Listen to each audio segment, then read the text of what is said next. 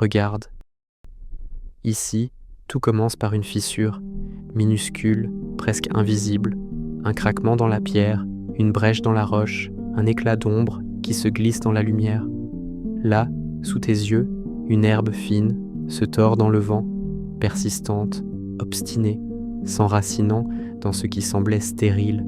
Elle pousse là où tout semblait figé, comme une pensée née dans l'oubli, comme une voix qui refuse de se taire. Avance.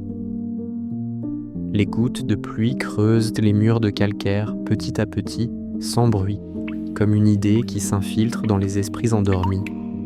L'eau ne lutte pas, elle modèle, elle façonne la pierre sans la briser, elle trace une voie sans forcer, comme un courant souterrain qui finit par jaillir à la surface.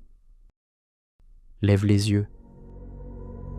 La terre s'ouvre en un sentier oublié, un chemin que personne ne prend plus, mais où les empreintes anciennes racontent l'histoire de ceux qui ont marché avant. Ici, rien n'est rectiligne. Tout serpente, tout cherche une issue, comme une pensée en mouvement, comme un souffle qui refuse l'immobilité. Écoute. Les feuilles mortes murmurent sous les pas, elles se détachent des branches, mais nourrissent la terre. Tout ce qui meurt ici renaît ailleurs.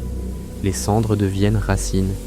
Les vents portent les graines au loin, comme une idée qui se répand, comme une révolution qui germe avant de fleurir. Regarde plus loin. Le ruisseau devient rivière, la rivière devient fleuve, et le fleuve se jette dans une mer sans bordure. Chaque goutte y trouve sa place. Chaque courant dessine un autre chemin sans jamais s'arrêter, sans jamais se soumettre aux rives imposées. Maintenant, recule